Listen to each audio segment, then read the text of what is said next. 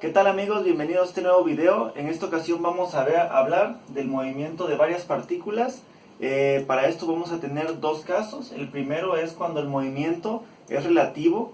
Una partícula se mueve relativamente a otra o respecto a otra, y cuando el movimiento es dependiente. O sea que mientras un objeto se mueve, el otro va a depender, su movimiento va a depender precisamente de ese movimiento del otro objeto.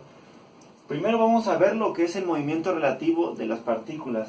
Aquí tenemos nuestro origen y aquí nosotros podemos decir que la distancia que va a existir desde el origen hasta el del punto A de la partícula A, este movimiento le vamos a llamar movimiento de A, ¿no? Ese es el movimiento de A. Y el movimiento de B, que se encuentra hasta acá, igual lo tenemos que referenciar desde el origen. Entonces el movimiento de B lo vamos a tener así. Este va a ser el movimiento de B.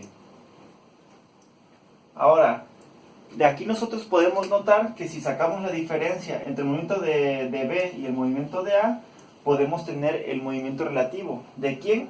Ya sea de uno o del otro. Por ejemplo, si nosotros queremos el movimiento relativo de B, va a ser la diferencia que hay de B a A.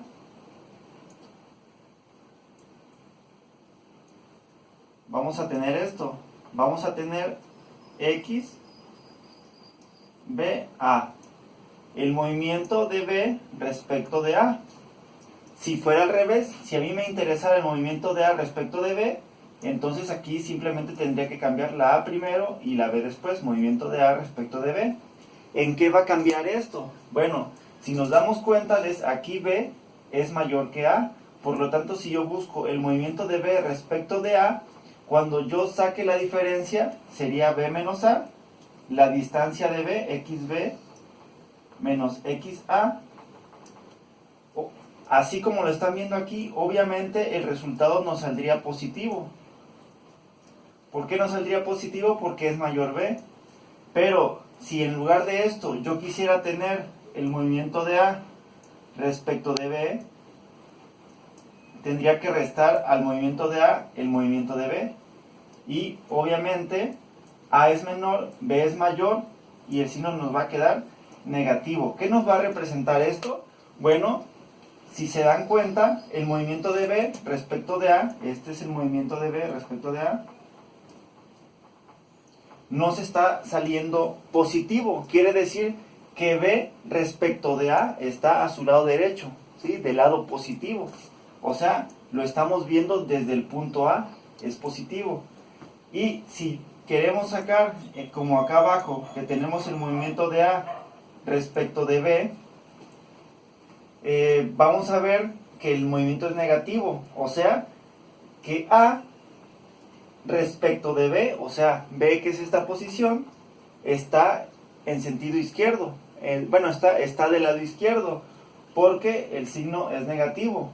Así es como lo podemos corroborar. Entonces aquí ya estaríamos sacando nuestras primeras ecuaciones, donde podemos decir que el movimiento de B respecto de A va a ser igual al movimiento de B menos el movimiento de A. Y de esto podemos simplificar que el movimiento de B va a ser igual al movimiento de B respecto de A más el movimiento de A. Así es como nosotros pudiéramos obtener el movimiento de B. De igual manera pudiéramos hacer el mismo despeje para el movimiento de A. Pero esta fórmula, así como la tenemos, la podemos ocupar. Aquí podemos despejar tanto el movimiento de B como el movimiento de B respecto de A, como el movimiento de A. Ahora que ya tenemos esta ecuación que nos define el movimiento, también podemos sacar la ecuación que nos va a definir la velocidad.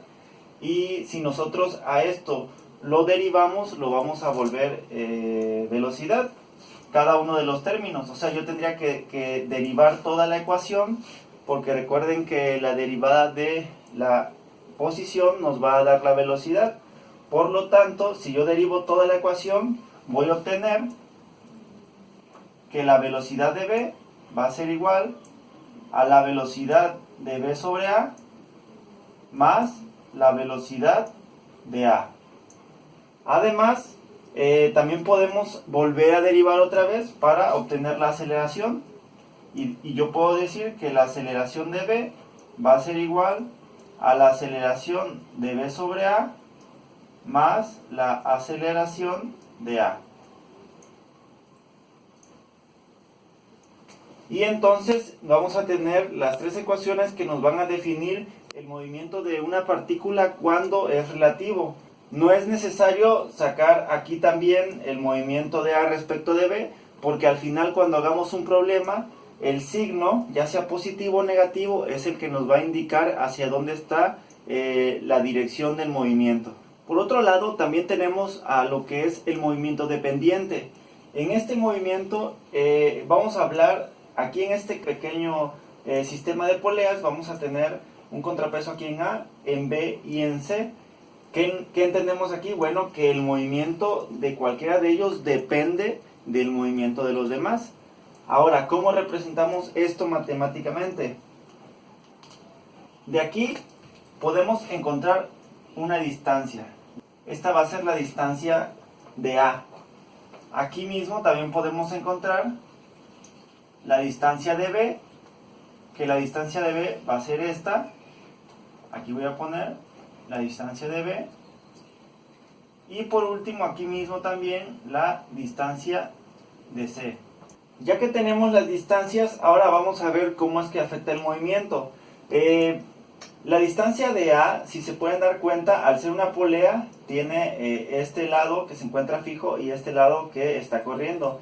Entonces aquí vamos a ver que esta distancia de A va a ser 2 veces A, que son las 2 veces de la cuerda.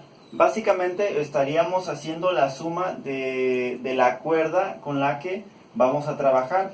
Por ejemplo, en el segundo caso de B, vamos a sumar aquí. El movimiento de B también está dado por estas dos secciones de cuerda. Así que sería 2 veces el movimiento de B. Y eso va a ser igual al movimiento de C, que si se dan cuenta únicamente es una cuerda, bueno, una sección de cuerda la que está cayendo aquí. Por lo tanto, solamente tendríamos aquí más el movimiento de C. Todo esto va a ser igual a una constante porque es toda la cuerda, ¿no? Nos está sumando lo que es toda la cuerda. Ya con esta ecuación nosotros podemos determinar las distancias que pueden existir entre cada uno de estos puntos, ya sea despejando C, despejando la distancia de B o despejando la distancia de A.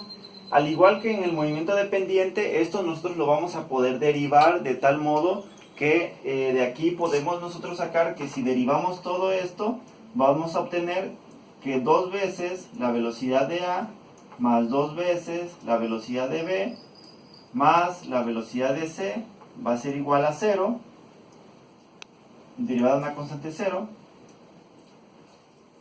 Y también vamos a obtener la aceleración, donde 2 veces la aceleración de A más 2 veces la aceleración de B más la aceleración de C va a ser igual a 0 también. Y ya con estas fórmulas, que son 3 fórmulas que vamos a tener, vamos a poder trabajar con estos sistemas para poder calcular su distancia, su velocidad y su aceleración, dependiendo que sea lo que nos pida en el problema. Esos problemas son los que vamos a ver ahorita en los próximos videos. Así que bueno, esto es la teoría, espero se haya comprendido. Vamos por los problemas en los siguientes videos.